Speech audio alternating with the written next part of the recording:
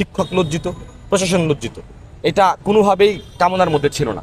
কিন্তু এই প্র্যাকটিস যারা করেছে, এই প্র্যাকটিসটা নতুন না, এটা পুরনো প্র্যাকটিস। এই সংশ্লিষ্ট যারা এই কাজে জড়িত ছিল প্রত্যেকের শাস্তি হওয়া উচিত। এবং একই সাথে আমি একটা কথাই বলবো, সীমা লঙ্ঘনকারীকে আল্লাহ পছন্দ করেন না, সীমা লঙ্ঘনকারীকে কেউই পছন্দ করেন না। আচ্ছা, কিছুক্ষণ আগে একটা সংবাদ সম্মেলন করে ছাত্র দলের পক্ষ থেকে, তারা বলছে যে এই মব জাস্টিস যেটি কালচার শুরু হয়ে গেছে বিভিন্ন জায়গায়, জাহাঙ্গীরনগর ইউনিভার্সিটিতে কিংবা ঢাকা ইউনিভার্সিটিতে, এটি মূলত ছাত্র রাজনীতির অনুপস্থিতির কারণে তারা বলছেন। আপনি কি মনে করেন, আপনি একজন স্টুডেন্ট হিসেবে এই বিশ্ববিদ্যালয়ে? আমি এই যে মব জাস্টিস সম্পর্কে মতামত দেওয়া এবং কথা বলা, এটা বলার পূর্বে আমি বলি শিক্ষার্থীদের দায়িত্ব কী। শিক্ষার্থীদের দায়িত্ব হচ্ছে গবেষণা করা। আসলে কি তাই হচ্ছে? প্রপার রিসার্চ করুক।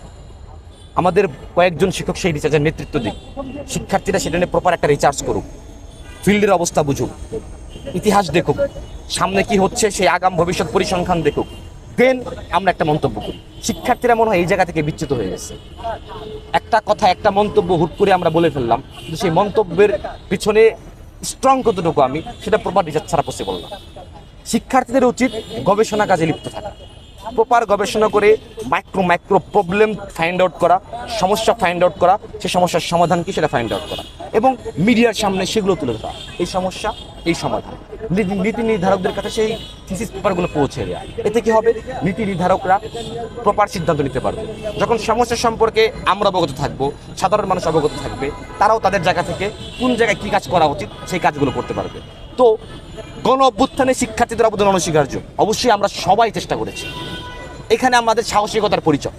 কিন্তু গণ অভ্যুত্থানের পরে এই যে গবেষণা কাজের নিয়ে কোনো আওয়াজ নাই, গবেষণা নিয়ে আওয়াজ না থাকার কারণে কি একটা নৃশংস দৃশ্য আমাদের দেখতে হলো। পড়াশোনা ছাড়া সবই আমরা করতেছি, গবেষণা কই? এই গবেষণা ছাড়া বিশ্ববিদ্যালয়ের র্যাঙ্কিংয়ে এগিয়ে আনা যাবে না।